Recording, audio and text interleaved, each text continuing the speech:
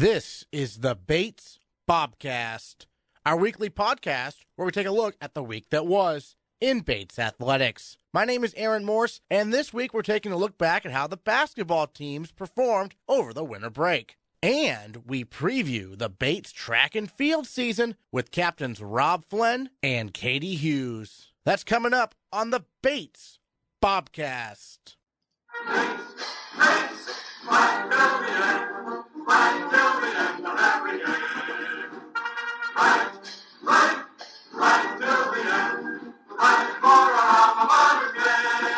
Since our last Bobcast, the basketball teams played a combined 13 games over winter break. The women's team won 3 in a row to wrap up December, defeating Roanoke, Babson, and Husson. Meanwhile, after falling to Concordia, the men wrapped up the month with an 86-80 win over Alma, a 78-75 victory over defending national champion Babson, and a tough loss at the buzzer to Brandeis on New Year's Eve. After both teams fell to St. Joseph's on January 2nd and to Bowdoin to start NESCAC play last Friday, the men scored an 83-76 win over Colby on Saturday. Bates jumped out to a 30-7 lead before the Mules rallied to make the game a nail-biter down the stretch. Here's head coach Jon Furbush after the win. Well, Coach, obviously a quick turnaround from Bowdoin to Colby. What was your main message to the team after the Bowdoin game to get them ready for the hot start they had against Colby? Well, I told them the beautiful thing about NESCAC play is that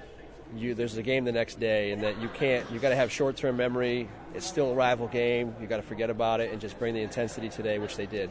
And they brought the intensity, but Colby finally picked it up after you guys' hot start. So when Colby briefly took the lead, what was going through your mind? Well, we knew they were going to make the run. It was like how they made the run was a little disappointing. We didn't quite have the same aggressiveness on offense. We were a little flat on defense. So, I mean, that was part of the reason they made their run, but I thought we weathered the storm okay, and we didn't get away from the process that we had in place. I thought the guys executed really well down the stretch. How about Nick Lynch, a double-double today, one of his best performances of his career, right? Yeah, I mean, and timely. I mean, really a huge game out of him. He read he rolled to the basket very well and just found the gaps, and our guards did a good job finding the ball, and I think his ability to shoot the ball and stretch the floor is going to be a difficult thing to guard for our opponents moving forward. Corey's had a couple of games where he hasn't really taken that many shots. Today was a little bit more aggressive. Your message to him to be more aggressive? We said that last night and this morning is that, you need to be a plus offensive player. We know that he has had some difficult defensive games, but his defense today was really, really good. He executed the scout to perfection, and once he gets going on offense, we're a tough offense to stop. And I thought, even though he didn't make many of his threes early, he made the big one that counted down the stretch. And Strickland too, right? Clutch. Strickland was clutch. He had a look in his eye in the pregame I hadn't seen in a while. Like, he was really excited about his matchup with Matt Hanna, who's a great guard for Colby. He took a lot of pride in that assignment, and I thought he played great defense on him, and then obviously made some really big shots down the stretch. You're giving Sonny Piplani some playing time too. He looked pretty good out there. Yeah, he's a pleasant surprise. He stretches the floor on offense. We gotta find the weight room for him a little bit to guard down low, but I think he's a very smart player. Maybe where he lacks some physicality, he makes up for from like his neck up. He's a smart player. Well, he's the first year too, so there's lots of time to develop, right? Yeah, I mean, he definitely today he had a little bit of deer in headlights going on in the game, but I think the only way to learn is through experience. So the fact that he got that today is going to help him for next weekend when we go to Middlebury Williams. Yeah, you got a tough weekend coming up, right? Yeah, this is I knew we had to minimally split this weekend just to make sure that we had some momentum going into next weekend, which was good because our schedule gets I don't want to say dramatically harder, but definitely harder to say the least. Yeah, 5 straight conference road games at least. I mean, but that's every other year, right? Yeah, so its schedule flipped this year. Yeah. So we now have 5 home, 5 away. The last 4 years, we either had 4 home, 6 or 6 home, 4 away.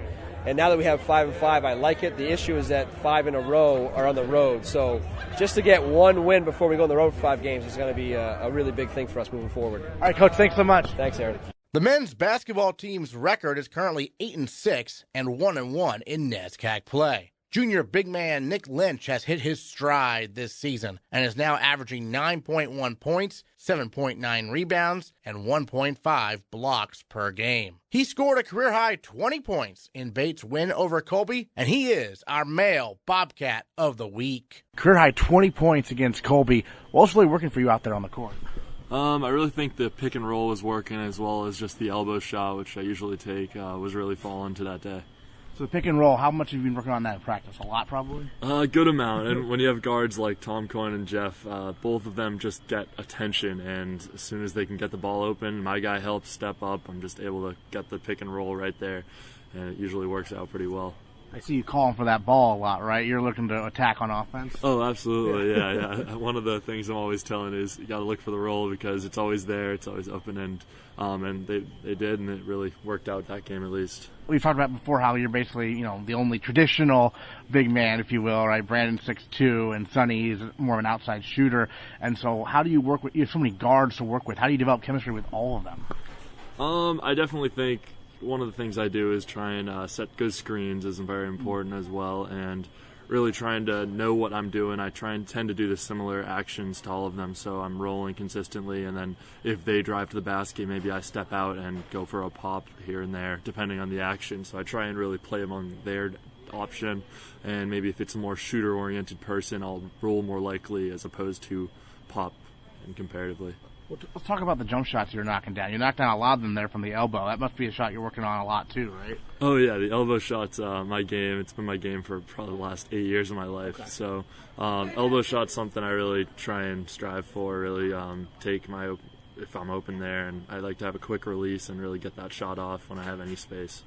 Interesting. So, yeah, we didn't see a lot of you last year because of the injury, obviously. So the outside jumpers is something that you're very familiar with. It sounds like in high school that was your specialty? Yeah, for the most part, elbow jumpers, even my freshman year a little bit, but not as much. But this year I think just when guards get in there and then they take space and I'm just able to get up a quick shot that's somewhere around the elbow, it works out pretty well. Great. And then, looking at last season, battling through those injuries, we talked about this in the video, but not everyone's seen it. I mean, I know you credit the athletic training staff for really helping you get back. What was that process like?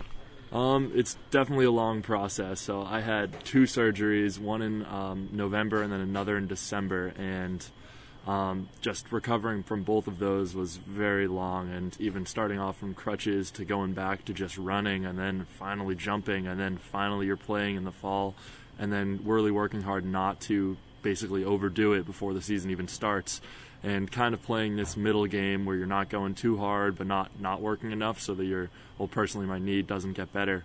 It's really tough, but it's definitely a long process, and I'd encourage anyone else who's injured to keep at it. Sure, absolutely. And then the team as a whole, obviously, that game against Colby, you jumped out to the big lead, they rallied back. What was that like out there on the court to have them, come back and you guys able to hold them off like that? Oh, it was intense. I definitely think they went on a run. They started shooting well at one point, and I think we kind of started to second-guess their offense, but we stuck with what's working and continued out through the whole game and were able to take them off. I know Coach Furbush likes to rotate guys in and out quite frequently. What's that like? I mean, you're not on the court for that long, and then you're off, but you're not off the court that long either. Yeah, I think he does a very good job of just figuring out who can, and he really emphasizes going your hardest at all times. If you need a sub, take a sub. It's not a bad thing. It's a good thing, actually, if you have to get taken out of the game because you're working hard. And I really think he does a really good job rotating people in and figuring out when they need a sub to get the most use out of them throughout the whole game. Defensively, you're 4th in the NESCAC right now in block shots. Obviously, Malcolm Delpech just graduated, was the all-time Bates College shot blocker leader and everything, but it seems like you've taken up that mantle a little bit. Has blocking shots always been part of what you do also? Yeah, it has. Actually, I think I've emphasized that more recently, just taking on the bigger fives, and you have to really step in. You have to make a statement saying that you're not going to get the shot off, and once you do that a couple times, they stop taking it at you, and you get a little more relief from there, and the offense tends a different way. So I really emphasize trying to get a couple block shots in there when it's important. When the guards drive at you, how do you balance sticking with your man versus trying to block their shot? 'Cause I know it can be kind of an in-between thing there, right? Yeah, that's definitely a tough balance. You really have to see, first of all, if there's certain guard where you think, okay, they got it, you have to let them handle it. And sometimes they make a tough shot, but that's a well-deserved shot. And other times you have to say, okay, they are going to score, and you have to step in and either go for the block, and you really have to trust the backside help to have your help on both the rebound and just passing quickly. That's something we emphasize in practice as well, help the helper, and I think it's going to a spot where you kind of need to know, okay, is there a drive? I always help if there is, and then after that I'm really trusting my teammates to be there for my guy. Sure, absolutely. And then obviously a big weekend coming up. Some tough opponents, right? Middlebury and Williams on the road. You got 5 straight NESCAC road games. what's it like on the NESCAC in the road? It's got to be some tough environments, right? Oh yeah, the NESCAC's very intense. Middlebury specifically, they always get a large crowd, a large showing, and very intense gym, very intense games. NESCAC is really on another level of intensity of game speed, everything like that. Everyone really cares. There's on edge the entire game. So NESCAC on the road is very important, and hopefully we can get a bunch of these out. Yeah, exciting for the opportunity, I imagine, right? Oh yeah, absolutely. Middlebury one that they're ranked pretty highly. I know they just lost a game, so obviously you're probably watching a lot of tape of that one, right? Yeah. We started watching a little bit to Wesleyan, but yeah, it was a good game, and we'll continue to watch more throughout the week. Any idea of particular challenges you'll be facing personally against Middlebury? Yeah, Middlebury is a very interesting team. They're very different than most teams we play. They are more bigger, kind of not less guard oriented than typical teams we face. Generally, they have a couple strong big guys that I'll have to be on, so they're very, very strong defenders and very strong offenders and step out a little bit as well. So it'll be definitely a very different dynamic. I think they play almost differently than most teams in the NESCAC, so it'll be interesting. Interesting. And then we talked about Brandon Galloway, your backup kind of at the 5, right, at 6'2", and then also Sonny Piplani getting some minutes a first year. What do you tell him about what it takes to succeed? Because he's a little bit different style player, but he's got the height just like you do. Yeah, Sonny's definitely a very interesting person. He kind of takes the role of he doesn't really fit the 5. He wants to play more of a shooter-oriented guard type, but obviously with our lineup this year, he's kind of stepping in to fill a really important role we need. And I think what's really interesting about him is that defenders come in and typically don't directly guard the three-point shot just right away. And he has such a high release that they come in and he just has wide open threes. And if he can hit those down consistently, that'll be really important for our team. And then anything in particular you think you guys will be working on in practice this week that you learned from your experience playing against Bowdoin and Colby? I think again, defense is really something we need to strive for. I think our defense was very poor versus Bowdoin, and even our defense kind of thrives our offense as well. We're very good in transition. We get a lot of our points in that way. So I think if we emphasize our defense and really help the helper, help side defense, I think is really important in this game. All right, looking forward to the weekend. A couple of tough road contests for the Bobcats, but Nick Lynch, our male Bobcat of the week, thanks so much. Thank you. The women's basketball team's record is 5-9, and they hope to get their first conference win of the young season this weekend. Senior Nina Davenport leads the NESCAC in scoring, and she poured in an average of 18.3 points per game over the break, making her our female Bobcat of the week. You got some nice wins there, especially over Babson, but you didn't get much of a break at all because you had to play during the dead of winter, kind of. What's that like? Yeah, we got a decent amount of time home. We got 6 days at home, and then the rest of the time we were here, or we had that tournament down in Babson, like you said. But it's actually a pretty relaxing time because we have practice or games during the day, and then usually we just have a lot of free time to either hang with the team or go out to dinner and stuff. So it's actually a really relaxing time when we don't have games during the day. Right, you don't have schoolwork either, right? Yeah, that's really, really nice. So does it create a good team bonding, kind of? Yeah, it's more, we're usually pretty bonded already at this point in the season, so then we just really, with no schoolwork, no one has any commitments to anything else besides basketball and being here, so we really just get to relax and just hang out and do whatever we want as a team. That win over Babson at their gym, they're a pretty tough team. What was really clicking that game? Yeah, well, we were thinking of the game last year when we played them, same time, at their gym, had a loss there, and then we were just really focused on playing as a team, as a unit. Coach Montgomery has really been emphasizing our glue as a team, the 5 people out on the court, having this chemistry together, and we were just really feeling that game, so it worked out for us. Great. Now you're leading the NESCAC in scoring right now, and you're like top 20 in the country. What's that like for you? I know people don't like to look at their personal stats too much, but that must be something that you're pretty proud of, right? Yeah. I don't really like to focus on that much. Just the point thing is kind of irrelevant because, as long as we're winning the games, it doesn't really matter, who's putting up the points. But it is kind of a nice thing just for the work and effort that I've been putting in this season. It's a nice little thing to have under my name. Well, what kind of work and effort have you been putting in? What's kind of been your focus when you're at practice? When I'm at practice this year, my focus has definitely just been having a positive attitude, letting my teammates know that I'm there for them, that I'm supporting them, and just really taking on a leadership role. And so it's been working out pretty well. Just my teammates are responding well to it, and we've been working together really well as a team so far. You've had some impact first years. I know Julia Middlebrook has stood out as a point guard. What's it like having her on the court? She is awesome. I love playing with her. Her voice you can hear from anywhere on the court. If you're down, she'll be the first one to run up to you, give you double high fives. If you make a play, she's right there in your face yelling at you. She's awesome to have on the court. We love having her. As a senior, it must be nice to know that the program's in pretty good hands in the future, right? Yeah. And, the freshman class we have this year, there's 6 of them. Most of them are already playing, so just knowing that they're together as a unit and they'll be playing for another 3 years after, having a really solid unit is really nice to kind of leave. Another player who's kind of emerged recently, I've noticed, is sophomore Mel Binkhorst. She's been putting up some points. What do you see from her? Yeah, she's been good. She was really good last year, too, but this year I think she's kind of taking on a leadership role on the scoring and defensive end. I think she's found a lot more confidence with her drive and finishing, and then defensively when we've been playing this zone, she's been kind of playing on the bottom line as a big person because we only have one big person playing, so she's kind of had to step into that role of guarding 6-foot kids on the other team. Yeah. So she's really stepped up, and I think she's really found her stride and confidence. Great, and now looking forward, you finally get some NESCAC home games this weekend. Yeah. How excited are you for that with the students on campus? Yeah, no, we're really excited. Just having a really home NESCAC season is great because there's some magic in alumni, which we usually like to find. So we're really excited to start NESCAC off play at home. Yeah, I know alumni magic, something that Ali Capola would reference a lot also. What does it mean for you? For me, it's just playing in alumni is such a special place, and we practice every day, so we're used to it. So we're just I don't really get why people feel so uncomfortable coming to alumni. We're not really sure what that is. But I don't know. We just always seem to find our groove when we play at alumni, so we're really excited for this weekend. And one thing I like is that the fans are right on top of the game, right? Yeah.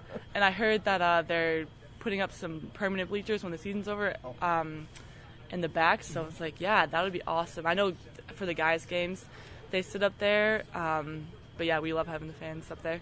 Absolutely, and it is such tight quarters. When you're inbounding the ball, it's really a fan they could literally touch you if they wanted to.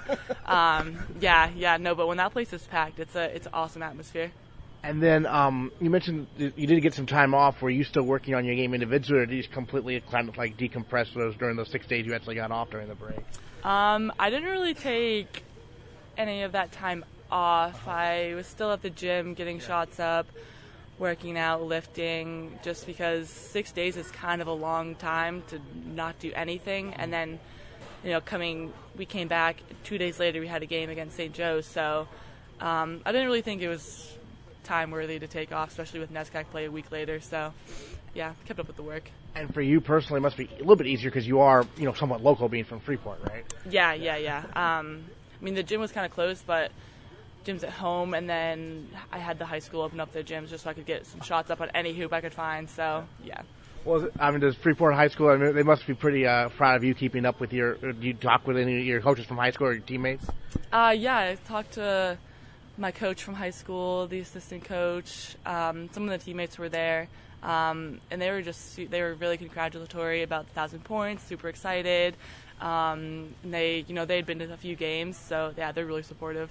Any other thoughts on what it's going to take, down the stretch for the team to get back in that NESCAC tournament? Because you've done it, the past few years. Yeah, I think we really just have to focus on, it might sound contradictory, but focus on not being too focused. I think sometimes we can get into games where this is NESCAC play now, we got to be super focused, have to do everything right.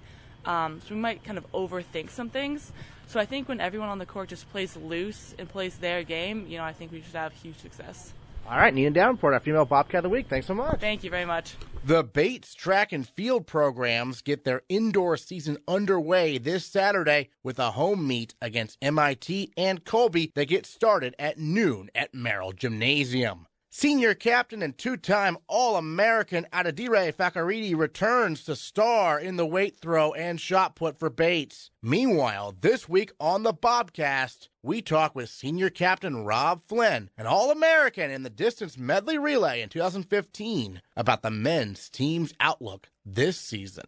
First year as one of the captains for the team. How excited are you for that leadership role? What are some of your responsibilities now? Yeah, so it's myself and 4 other captains.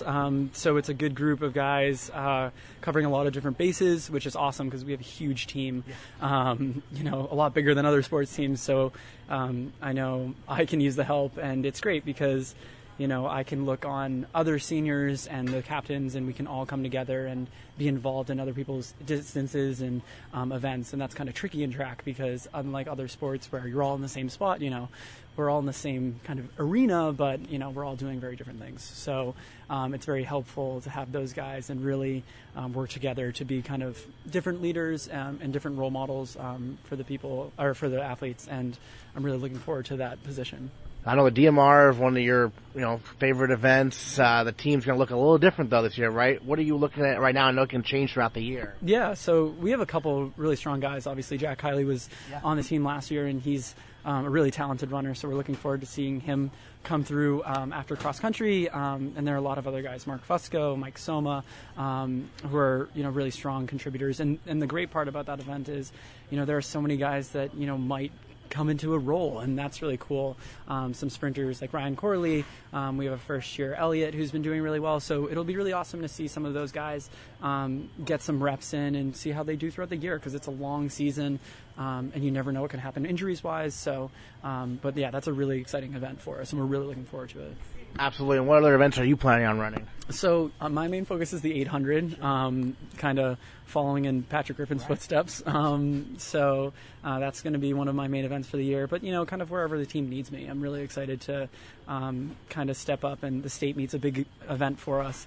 That's going to be at Bates this year. So wherever I'm needed, I'm kind of a very flexible runner. That's Coach Fresh loves making middle distance runners really flexible. So it's really fun looking forward to that and being able to do a bunch of different events. A lot of home meets, at least compared to the past few years, right? Yeah, definitely. Yeah, it's really awesome too. We've got a great fan base, and professors come and Bates alums, and that's really awesome.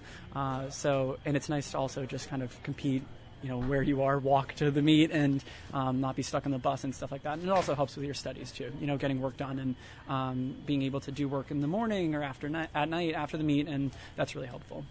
Great, and then I know Maine State Meet coming up in quite a bit, but Bates is hosting, as you mentioned. I know the Blackout Relay is something that is done every year. Have you participated in that in the past? Yeah, so I actually, so Pat and I usually would switch up, and one would do the 4x4, the other would do the 4x8 or the Blackout Relay. Mm-hmm. But last year we both got to do it, and that's an event, for people who don't know what it is many, many years ago, the meet was going on when there was a blizzard outside, and they actually lost power, and what happened was the lights went completely off and runners didn't really know what to do, but they actually continued through the race, which is pretty awesome. So in honor of that, we turn off as many lights as we can in the building and run a 4x800 meter relay. So yeah, I was a part of that last year. I'm really looking forward to doing that again this year. It's a really cool event, and you always feel like running in the dark that you're going way faster than you actually are, but it's a really fun event, and really looking forward to having it here at Bates. I'm sure it'll be pretty awesome. You touched on the fact that one of the first years is looking pretty impressive. What do you tell the first years when they come in about what it takes to succeed in the Bates track program? Yeah, I mean, I think, when they're coming here and first years are already, they've got a great, attitude towards it, towards competing and kind of soaking in everything. There are tons of great first years on the track side, some sprinters who have been looking really, really good. And I think what's great about college athletics is you don't really need to be the best role model in the sense that you need to guide them every step of the way. There are students who do really well in the classroom. They're already working hard. So it's just, giving them advice, saying, okay, how can we get you even better than you already are?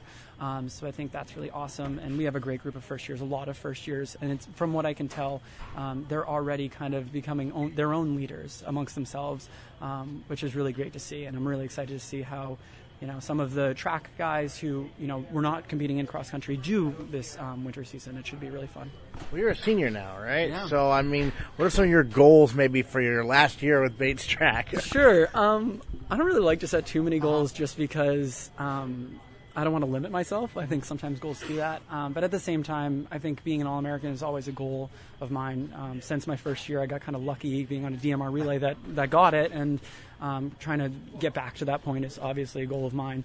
But, I think just being a good leader and, really competing every week, being consistent, and trying to do everything I can to help my other teammates, get even better. I think that's one of the things that other leaders have done for me is, making me the best that I can be, and I'm looking to have that kind of same effect on others. So looking off the track as a senior, are you looking at jobs right yet or grad school or anything like that? Yeah, I think I've actually been pretty proactive about it. I'm currently interviewing at a couple places. Nothing official yet. I'm just trying to find what's best for me. So yeah. What field are you looking at? So I'm an economics and politics double major. So I think I'm probably going to lean more towards economics areas, probably like data analytics or consulting or something like that. Yeah. Was Pat in a similar field? Yeah, he was. Yeah, he works. He's actually a consultant right now. So, we got along pretty well in the classroom and also on the track. So, yeah, gonna miss him a lot. Yeah. Seems like the track athletes really excel in the classroom. What's about that mentality that allows you to succeed on and off the athletic field? Yeah, I'm not really sure. I think track's a unique sport in the sense that you don't have practice where you do drills and other things like that other sports do. Instead, sometimes it's running 10 miles a day, or sometimes it's for the throwers, getting in a ton of reps and really focusing on form and stuff like that. So I think that that determination, that ambition to keep going with something, even if it's repetitive, is really helpful. And sometimes that's how school works. You got to keep doing homework and studying and putting in the extra work. And I think that's why maybe one of the keys that helps students be really successful on and off the track. Great. So you touched on back on the track now. You touched on a couple of runners who might be in the DMR with you this year. Mm-hmm. Any other athletes that you're particularly excited to see? Obviously there's so many teammates, but anyone who stands out in your mind, you're excited to see what they can accomplish this season? Yeah. So I think kind of just out of my own excitement, Mike Soma is someone I've worked with really closely over the past 3 years, and really excited to see how he's going to do. He's moving up in distance, so that's really exciting. First year Miles in the sprints has been doing a really good job with that group. Frank Fusco was hurt a lot of last year, and now he's coming back, so I'm really excited to see how he does in the sprints. And a couple other people, Chris Sleets, who's actually making the transition from jumps to middle distance, which is pretty big. I'm excited to see if he does. I actually ran against him in high school. So it'll be fun to have kind of that competition again as we're both seniors. Just to name a few. But yeah, there's a lot of potential on this team. Not so much a young team anymore, which is really good. And obviously I'd be lying if I didn't say that D-Ray is obviously someone who we're always really excited to see and watch throw. So, yeah. Great. Last question for you. People come to the meet this weekend, right? Mm-hmm. Home meet right off the bat. What can they expect to see? I think you're going to see a lot of great effort from guys who've been putting in the work over the weekend and through break. I think you're going to see a lot of exciting stuff, whether it's Bofis and the high jump, D-Ray and the shot put, or just some really fast times. It's going to be a really fun atmosphere. And MIT is one of the best programs in New England. Colby always has a strong team. So it's going to be a really fun environment. And our track is definitely a really fun place to hang out on a Saturday. So you definitely should come by. There you go, right there at Merrill Gymnasium. Well, Rob Flynn, thanks so much for previewing the men's track and field season with us. Yeah, thank you so much. The women's track and field team returns All-American Sally Cisse in the triple jump and All-Americans Aiden Eichhoff and Sarah Rothman in the distance medley relay. To preview their season, we talked with one of the team's rising stars, junior captain Katie Hughes. Hughes is a standout in the weight throw and shot put. Katie, first of all, you studied abroad this fall, went to Denmark. What was that experience like? It was really amazing. It was a really nice kind of break from the routine that I had gotten into here. Maybe you could call it a rut here, but 4 months away, and I'm back and just ready to start school, ready to start the season, and I'm really excited to be back. Excellent. And you're a thrower for the team. Did you get to train at all in Denmark? I didn't do any throwing in Denmark, but I got a gym membership and I lifted more regularly than I had here. And so I feel pretty prepared, even though I haven't had an official practice. You told me off there, obviously you haven't met a lot of your teammates, first years at least, but you're one of the captains. So how do you plan this week to get to know them a little bit? I plan on just asking people their names and apologizing for not knowing their names, but having them repeat them. And I hope by our meet on Saturday, I will have pretty much most of them down so I can cheer everyone on. But it will definitely be a learning curve for me. How did you first get involved in throwing? Was it back in high school, before that even?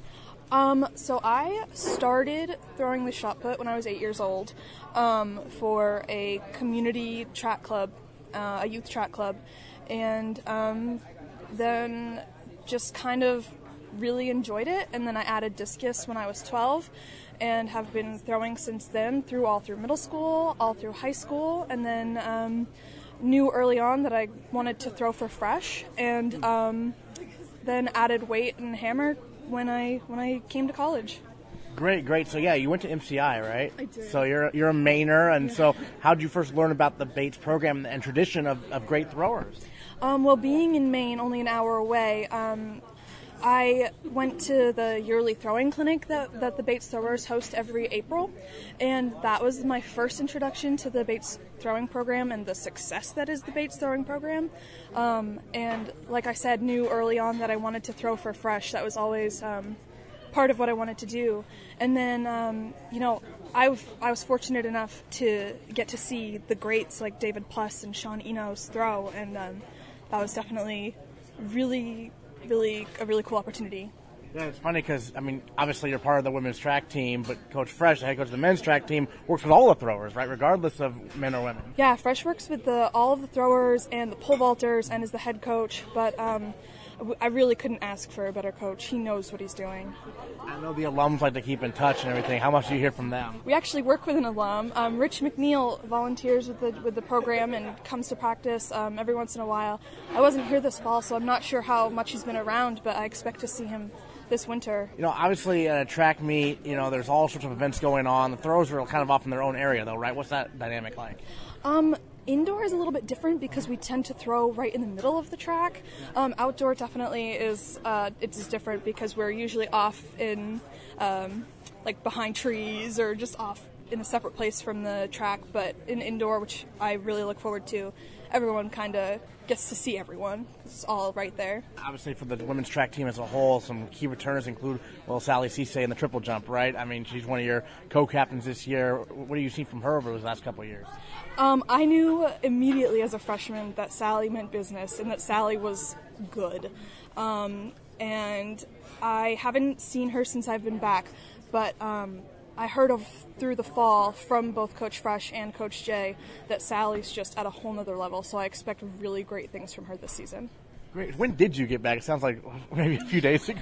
Well, I got back to campus yesterday, actually. Okay. I've been back in the States since the beginning of December, but this is my first time back on campus, and so I'm kind of, trying to see everyone and get everything taken care of, make sure all my credits transferred, and so, yeah.